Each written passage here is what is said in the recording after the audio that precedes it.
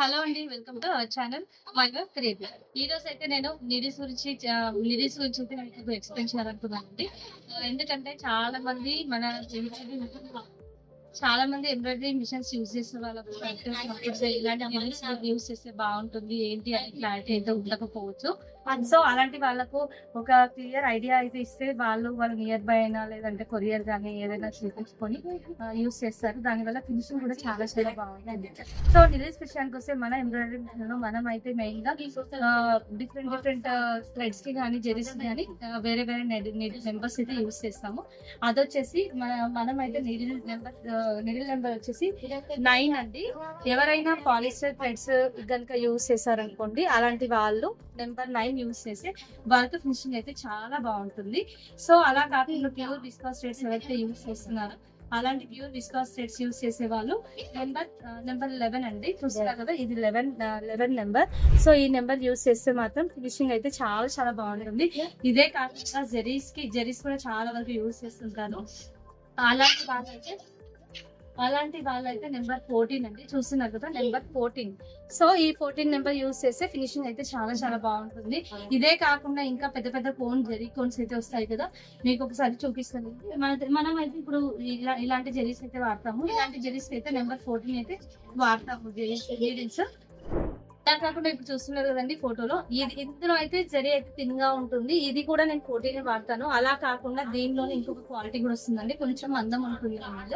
So కొంచెం మందం ఉంటుంది జరీ థ్రెడ్ అనేది. సో అలా జరీ థ్రెడ్స్ కొంచెం మందం ఉన్న వాళ్ళకి నెంబర్ 16 వాడితే చాలా చాలా బాగుంటుందండి.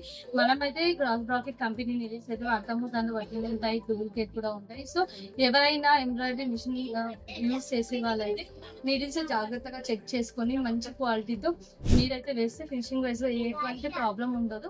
ఇంకా కొంతమందికి చాలా తొందరగా ఎన్ని మంత్స్ అయినా అలాగే ఉంచేస్తారు నీడిల్స్. అంటే అరౌండ్ ఒక 3 months 6 months 2 months అట్లా అయినా బాగా వర్క్ చేసుకున్న వాళ్ళు కూడా అలాగే నీడిల్ బాగుంది కదా అని చెప్పేసి వర్క్ చేస్తూ ఉంటారు. సో ఎక్కువ రోజులు ఎక్కువ మంత్స్ అలాగే ఒకటే నీడిల్కి చేయొద్దండి. ఫర్ ఎగ్జాంపుల్ ఇప్పుడు 12 నీడిల్స్ ఉన్నాయి కదా మనకు. ఫర్ ఎగ్జాంపుల్ ఇక్కడ నీళ్ళు వచ్చేసి మనం 11 పెట్టాము, థ్రెడ్ బాగా యూస్ చేసాము, అలాగే యూస్ చేస్తూనే ఉన్నాము, వర్క్ వేస్తూనే ఉన్నాము. అలా వేస్తున్నప్పుడు నీళ్ళు అయితే కొంచెం ముద్ద అవుతుందండి. ఇక్కడ నిబ్బు ఉంటుంది కదా కింద, ఈ నిబ్బు పోర్షన్ లో కొంచెము ముద్ద అవుతుంది.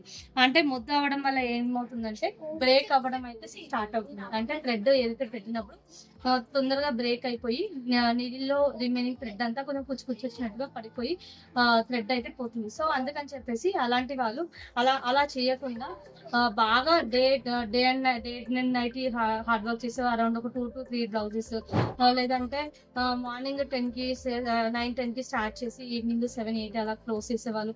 ఎవరైనా సరే ఎంబ్రాయిడరీ ఇలాగే ఒక నీళ్ళలో పెట్టామనుకోండి, జరీ కానీ ఈవెన్ థ్రెడ్ కానీ ఏది పెట్టినా కూడా కంటిన్యూగా యూజ్ చేసి వితిన్ 20 to 30 days, అంటే బాగా వర్క్ చేస్తే 15 days కూడా మార్చేసి వర్క్ చేస్తే చాలా చాలా నీట్ గా ఉంటుందండి. ఎందుకంటే ఒకే టైప్ ఫ్యాబ్రిక్ అయితే మనం మిషన్ పైన వర్క్ పైన అయితే పెట్టాము. ఎందుకంటే కొంతమంది ఆఫ్ పట్టు ఇస్తారు, కొంతమంది రా సిల్క్ ఇస్తారు, ప్యూర్ రా సిల్క్ ఇస్తారు, కొంతమంది శాండిల్ బ్లౌజ్ పైన వర్క్ చేయమంటారు. సో ఇలా డిఫరెంట్ ఫ్యాబ్రిక్స్ మార్చేసి బాగా రఫ్ గా చేస్తుండడం వల్ల నీడిల్ నిప్ అయితే మొత్తం అవుతుంది. అందుకని చెప్పేసి ఫినిషింగ్ దగ్గర కొంచెం డిస్టర్బెన్స్ అవుతుంటారు. సో ఈ డిప్ అయితే యూజ్ చేస్తే మీకు జరీ అయితే ఫినిషింగ్ చాలా బాగుంటుంది, జరీ కానీ థ్రెడ్ కానీ. సో అందుకని చెప్పేసి ఇలా అయితే మేమైతే అలాగే యూజ్ చేస్తామండి. చూసారు కదా, మీ అందరికి హెల్ప్ అవుతుందని అనుకుంటున్నాను. మీకు కనుక వీడియో నచ్చినట్లయితే లైక్ చేయండి, షేర్ చేయండి. Thank you.